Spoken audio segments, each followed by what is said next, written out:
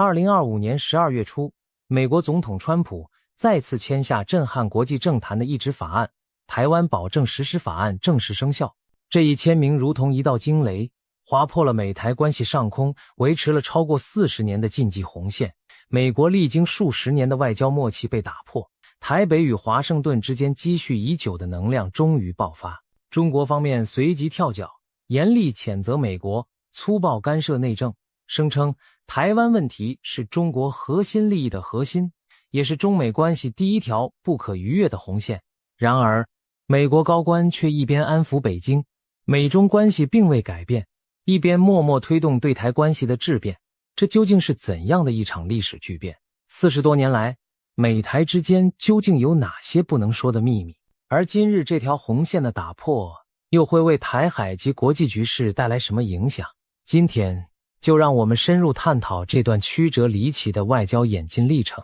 故事要从1979年说起。那一年，美国为了与中国大陆建交，单方面宣布与中华民国、台湾断交，结束了长达数十年的正式外交关系。华盛顿转而承认北京政权为代表中国的唯一合法政府。这场冷战格局下的务实抉择，在台北掀起了巨大的震荡。一夕之间，昔日并肩抗衡共产势力的盟友，仿佛抛下台湾独自前行。美国总统卡特在电视讲话中只字未提台湾领导人的名字，象征着台湾从此被排除在美国正式外交体系之外。取而代之的是美国国会迅速通过的《台湾关系法》，试图在法律层面保障台湾的安全与利益。这部法律虽然承诺美国将向台湾提供防御性武器，关切台湾前途和平解决，但毕竟无法掩盖一个现实：台湾从此失去了美国官方承认的国家地位。为了安抚中国，维系新建立的美中关系，美国政府自断交后制定了一套严格的内部交往准则，也就是俗称的红线或潜规则。简而言之，华盛顿划定了一条无形的外交禁区，美台之间不得进行任何官方性质的往来。具体而言，美国政府官员不得以官方身份会见台湾政府代表，美国军方人员不得与台湾军方公开接触，甚至共同演习。台湾的所谓大使馆只能以民间机构名义存在，这就是后来的北美事务协调委员会，不久改名为台北经济文化代表处。台湾领导人即便过境美国，也只能是私下低调访问，不得从事任何公开政治活动，甚至连称呼都大有学问。美方文件里不会出现中华民国政府字样，台湾总统在美官方口径中变成了台湾领导人，一切都小心翼翼，生怕逾越了北京所设定的语言陷阱。可以说，自1979年以降，台湾在美中外交天秤上的位置极为微妙。美国一手以台湾关系法暗中相助，另一手却因一个中国政策对北京低声下气，设下重重枷锁限制与台湾的官方互动。这种种限制仿佛是外交舞台上一场心照不宣的戏码。在华盛顿的官方活动中，看不到台湾的国旗飘扬，美台之间签署协议要拐弯抹角透过民间团体，台北派驻美国的人员头衔也刻意回避国家意涵，不像别国的是大使，而是朴素的代表。在台北圆山饭店密会，美方高层只能秘密进行，在华府白宫门前更看不见台湾政要的身影。这条红线就如此无形地横亘在台北与华盛顿之间长达数十年，谁都不敢轻易触碰。对国际社会而言，台湾仿佛成了一个不能公开提及的禁忌。它有自己的民主政府、自主军队和经济奇迹，却难以在正式外交场合发出声音。然而，红线之下并非风平浪静，事实上，美台关系在暗地里一直有暗潮汹涌的互动。早在断交后不久，美国就透过半官方的美国在台协会 AIT 持续与台北保持联系。AIT 名义上是民间组织，实则肩负美国在台使馆职能，而台湾方面则以北美事务协调委员会后改为驻美国台北经济文化代表处。对应，双方在人员往来和信息交流上仍然密切，只不过这一切都低调进行，不对外张扬。毕竟表面文章仍要维系美国每年向台湾出售武器，但官方声明里称，这只是依据台湾关系法提供防御支持，千万不提军事同盟、台湾高官偶尔访美，也绝不会出现在摄影机前与美方官员握手寒暄。即便如此，小小的火花仍曾引燃巨大风波。例如1995年，时任台湾总统李登辉申请前往美国母校康奈尔大学访问，本只是一次校友返校演讲，但美国国会强烈游说克林顿政府发放签证，最终李登辉踏上美国国土。这是台湾最高领导人自断交以来首次正式赴美访问。不要说白宫高层，哪怕只是一场学术演讲，仍让北京震怒不已。中国认定这是美国打破外交禁忌的挑衅举动，随即在台海发动大规模军事演习和飞弹试射，史称96台海危机。当时的美国总统克林顿见情势不妙，被迫派出2艘航空母舰战斗群驰援台湾周边海域，以实际行动警告北京不要轻举妄动。这场惊心动魄的对峙成了冷战后台海最险峻的时刻，也彰显出台湾问题作为红线蕴藏着引爆冲突的巨大能量。之后的几年，华府对台湾的动作更加谨慎，生怕再度刺激北京敏感的神经。然而历史的车轮从未停止转动，进入21世纪后，台湾在民主道路上愈走愈远，人民直接选举总统，展现出与中国大陆截然不同的政治价值观。同时，北京的综合国力节节攀升，在国际上对台湾的压迫也与日俱增，从挖走台湾仅存的邦交国，到阻挡其参与各种国际组织，中国试图在全球舞台上让台湾销声匿迹。美国决策者眼见如此局面，也开始重新审视多年以来对台政策的成效。一味的自我设限，迎合北京，真的能维持区域和平吗？亦或反而助长了北京对台更大的野心？随着中国军力迅速扩张，在西太平洋地区咄咄逼人，美国舆论和政界对战略模糊政策的质疑声浪逐渐出现。有人担心，当年为了避免刺激北京而划下的红线，如今可能纵容了中国更大胆地打压台湾。2016年底，一通跨越太平洋的电话震惊了全世界。新当选的美国总统川普竟直接与台湾总统蔡英文通话，这是自断交以来美台最高领导人首次直接对话。短短几分钟的祝贺电话打破了近40年的外交惯例。消息传出后，北京大为光火，迅速向美方提出严正交涉。而川普出入主白宫前后的这一系列举动，也让国际社会开始猜测美国是否要调整对台策略。当时许多人认为川普只是外交素人，一时失礼。然而后续发展证明，这通电话其实预告了一个趋势，美台之间那堵高墙终于开始出现裂缝。川普上任后不久，虽在与中国国家主席习近平的通话中口头重申了一个中国政策，但实际作为却明显提高了对台互动的层级。他任命的一系列对华鹰派官员，如国安顾问博尔顿等，皆主张强化与台湾关系。2018年，美国国会通过并由川普签署《台湾旅行法》，这部法律积极鼓励美台各级官员互访交流，等于为长期冰封的高层互动解套。过去，美台高官互访是绝对禁忌，而《台湾旅行法》则宣示，美国政策应该鼓励包括内阁级官员在内的高阶访问。虽然法律本身没有强制力要求总统或官员一定要访台，但政治信号再明确不过。国会希望行政部门抛开顾忌，加大与台湾的往来。果然，随后我们看到前所未有的画面。2020年，美国时任卫生部长亚历克斯·阿扎尔率团访台，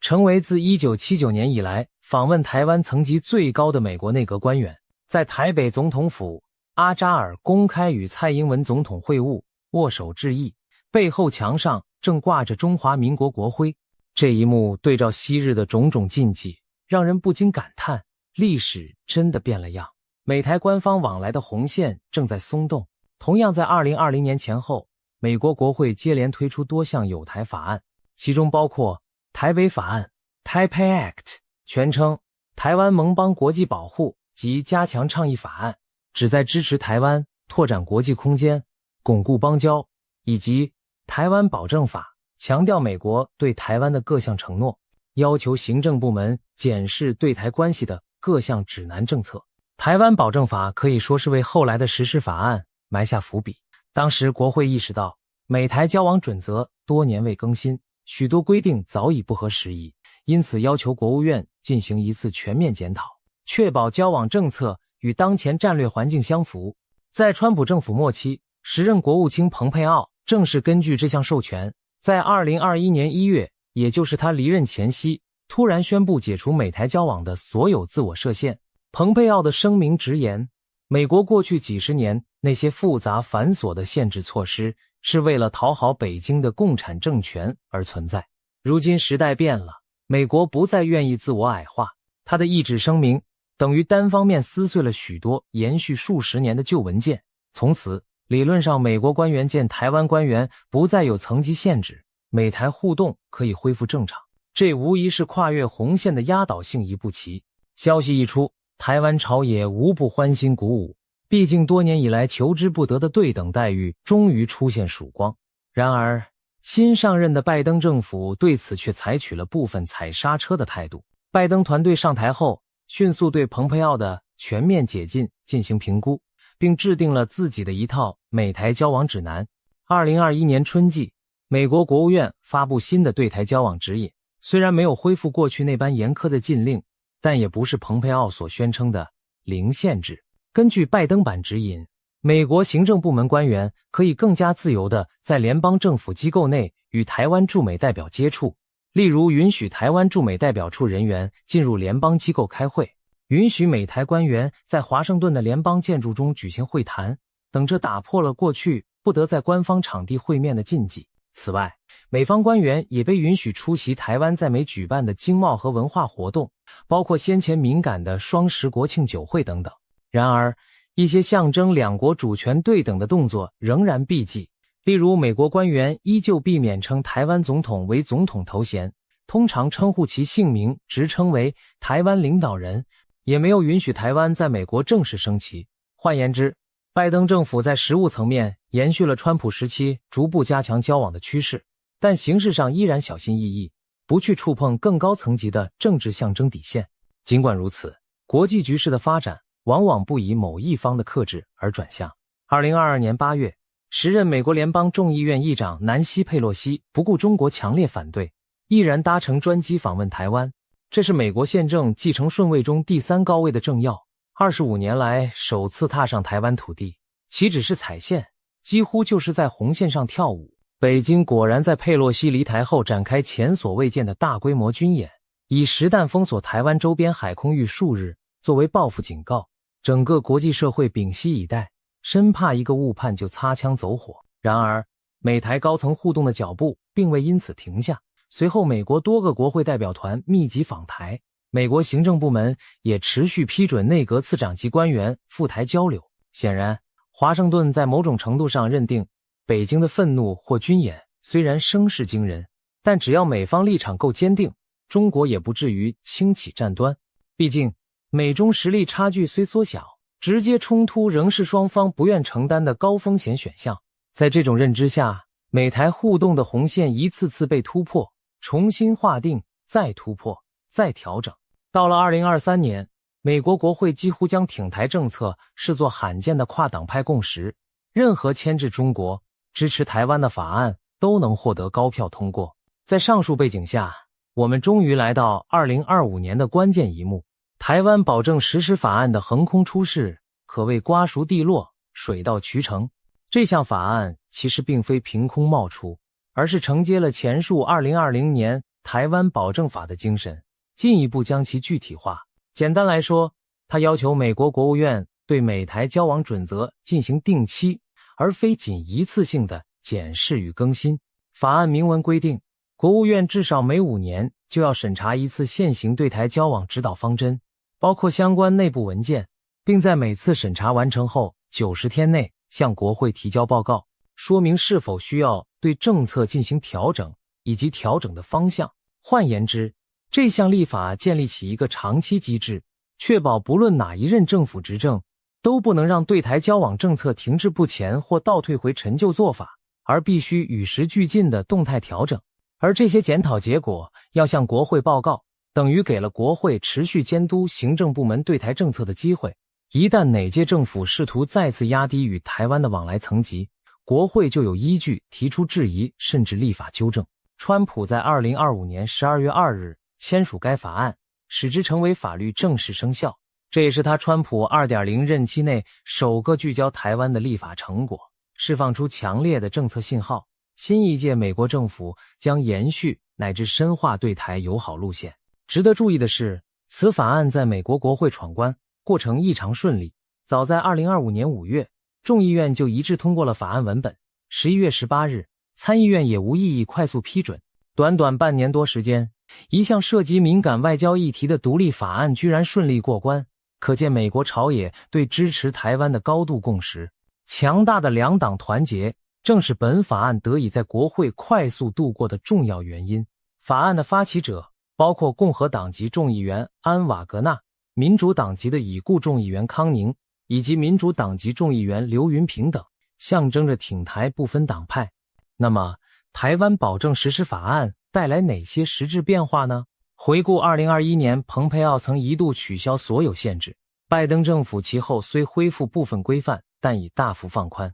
如今2025年的法律实施，等于从制度上巩固了这种松绑后的新常态。未来，美台官员见面将更无心理包袱，想谈就谈，想见就见，不用担心违反了某条神秘的旧规定。具体可以想象的场景包括台湾驻美代表可以更自由地进入美国国务院、国防部等联邦机构与官员会晤，美国中高阶官员造访台湾也能更自然地安排公开行程，而非闭门低调。甚至有分析人士指出，随着这些交往准则定期更新，美台之间过去的一些禁区有望逐步被扫除。例如，美军现役将领未来或可访问台湾，台湾国防部长或高层将领也许能以公开身份访美交流。再如，美台经贸协定签署时，双方官员终于能堂堂正正地坐在一起，在国际媒体前握手签字，而不必偷偷摸摸签完才公布。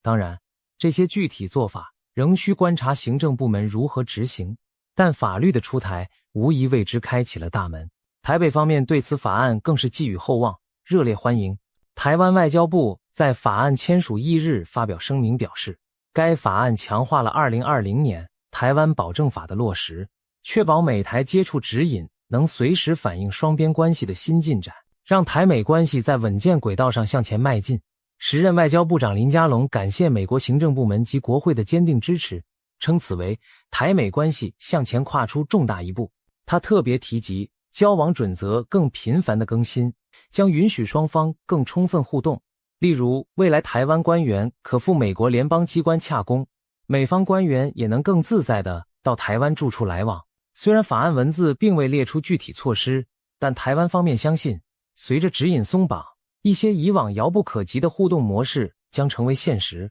总统府发言人也表示，此法案生效意义重大，象征美国对台湾交往价值的肯定和美台共享民主自由人权价值的牢固象征。从政府高层到民间舆论，台湾社会普遍视这项立法为美台关系正常化的重要里程碑，认为在美中角力日趋激烈的背景下，台湾不再只是被动受限的一方，而是能更主动地与美国拓展各领域伙伴关系。如前所述，北京当局对美国这一系列动作早已高度警戒，台湾保证实施法案的签署更是被中国视为美方对一中原则的公然挑战。法案甫一生效，中国国台办与外交部双发声明，措辞强硬地谴责美方，坚决反对美国同台湾进行任何形式的官方往来。这一立场一贯且明确。中方声称，美方所谓法案粗暴干涉中国内政，严重违反一个中国原则和中美3个联合公报精神，并警告美国不要在错误道路上越走越远。北京强调，台湾问题是中国第一条不可逾越的红线，暗示若美方动作过头，将引发不可承受的后果。那么，中国能有哪些反制行动？首先是外交层面的抗议与动员。预料北京将透过各种双边或多边场合指责美方背信弃义，可能会暂停或缩减某些美中间的交流计划，以示惩戒。但由于目前法案本身主要涉及美国内部政策调整，并不需要中国配合，因此北京除了抗议，也难有实质手段阻止美台靠近。于是，我们极有可能见到的是中国在军事上加大对台施压，例如出动更多战机和军舰在台海周边巡弋，进行实弹军演，或在外交上进一步孤立台湾。事实上，就在川普签署法案的同时，台湾方面已侦测到共军在台海附近的军事动态有所增强，而台湾新任领导人赖清德也公开表示，北京近来对台军演日益频繁，而且强度增加，呼吁国际社会高度警觉。可以预见，未来一段时间内，中方会用实际行动来表明他们对这条红线的重视。耐人寻味的是，美国政府一边推进挺台立法，一边仍对外保持某种克制的调门。就在法案签署后不久，美国财政部长也是川普的财经心腹 Scott Bessent 出席纽约的一个国际论坛，被问及美国是否在淡化长期奉行的战略模糊政策时，他回答，美国是中国的盟友，双边关系没有改变。当现场进一步追问，那美国是不是台湾的盟友时， Bessent 仅重复，我们的关系没有改变，并拒绝回答一旦中国攻台，美国是否会出兵防卫，称这是假设性的问题。这番话听起来仿佛美国还在竭力维持一个模糊的表象，我们对北京没有变，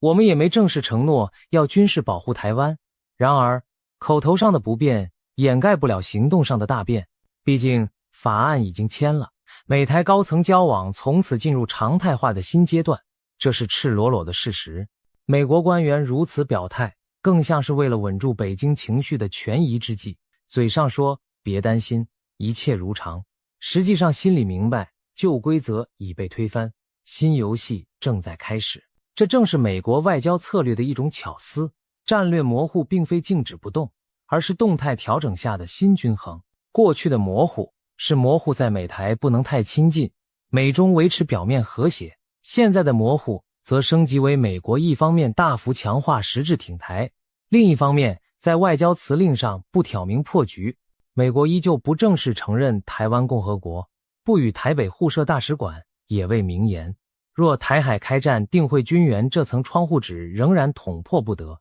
因为一旦宣告台美建交或军事同盟，那将是真正意义上踩碎一中原则的核心，极可能激发北京激烈反扑，甚至以武力试图阻止。所以美国精心校准着步伐，把红线后撤一小步，观察北京反应，若局势可控，再后撤一小步。这条红线已不再是40年前的那根线，而是不断随着时局拉扯移动的弹性红线。美台外交红线的全面打破，对各方意味着什么？首先，对台湾而言，这无疑是巨大鼓舞。昔日诸多不公平的限制终于解除，台湾有机会在国际上堂堂正正地亮相更多场合。美国的坚定支持等于替台湾穿上了一件更厚实的防弹背心。尽管这不代表美军定会驰援，但至少极大提升了下阻力。北京必须认真考虑美国更深度介入的可能性，从而在动武前再三掂量代价。而对长期渴望国际空间的台湾人民来说，美台关系正常化意味着心理上的平权。台湾不再需要在国际会议上用奇怪的名字，例如中华台北，隐藏自己，也不必担心自己的民选总统访问友邦途经美国时只能低调过境，不能公开演讲。或许有一天，台湾总统也能理直气壮地访问华盛顿，站在美国国会大厦前发表演说，这听来仍有距离，但如今已不再是不敢想的幻想。